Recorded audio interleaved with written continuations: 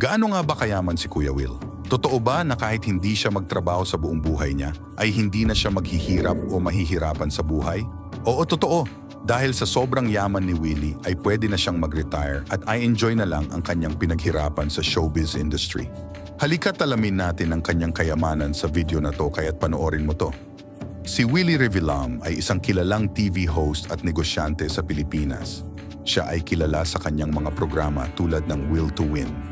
Marami ang nagtatanong kung gaano kayaman si Kuya Will.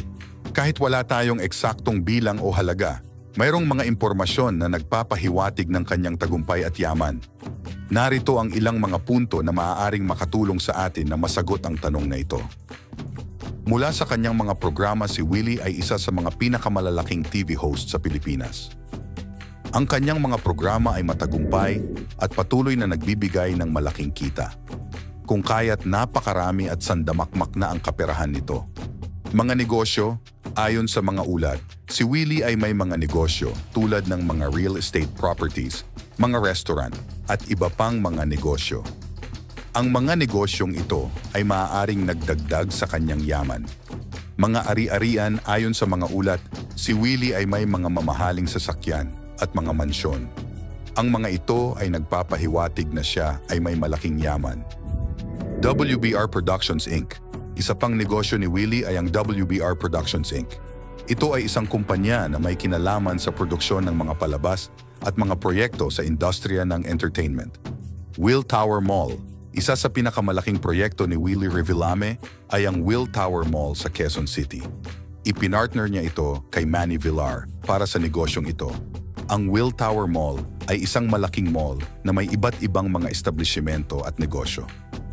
Ayon sa mga ulat, si Willie ay may mga kasosyo sa kanyang mga negosyo. Narito ang ilang impormasyon tungkol sa mga kasosyo niya. Una ay ang pamilya Villar.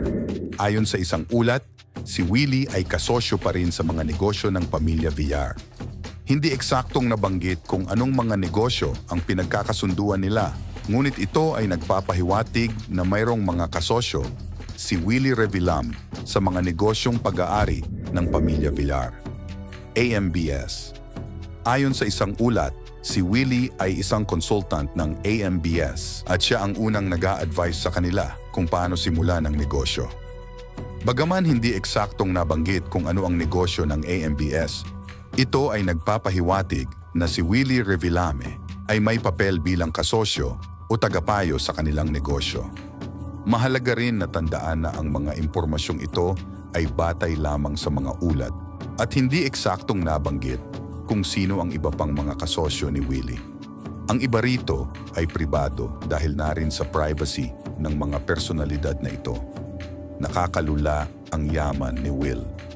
Isang magazine na kumpanyang nagngangalang Yes! Magazine na pinayagan ni Willie na pumasok sa kanyang tahanan sa ng kanyang tropikal na mansyon kung saan nakaparada ang kanyang pinapahalagahan na koleksyon ng kotse na Ferrari at Rolls-Royce, dalawa sa bawat isa. Hindi kailanman naisip ni Willie Revillame na siya ay magiging isang may-ari ng isang pulang Ferrari sports car o isang Rolls-Royce Wraith. Mayroon din siyang mamahaling chopper, kabilang din ang kanyang yate o bangka o mini barko. Ang kanyang yaman ay hindi na kayang sukating ng ordinaryong tao dahil sa nakakalulang ari-arian nito. Bukod sa mga sasakyan, mayroon din siyang mansion sa halos karamihan ng mga probinsya tulad ng Boracay, Tagaytay, Baguio, etc. At kung susukatin natin ang kanyang kabuuang yaman, batay sa report ay nagkakahalaga ito ng halos 4 billion pesos. Opo, billion as in boy. Isipin na lang natin ang 100 million kung papaano natin ito mauubos.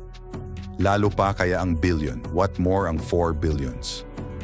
Hindi pa dyan natatapos ang kanyang yaman dahil sa mga ari-arian na ito ay mayroon na siyang passive incomes na ang ibig sabihin sa madaling salita ay tuloy-tuloy ang pasok ng pera ni Willie dahil sa kanyang mga napundar na mga negosyo.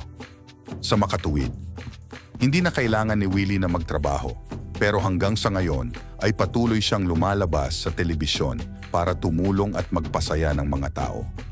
Bagamat walang love life si Willie, masaya ito na nagpapasaya sa mga nakatutok sa kanya mula noon.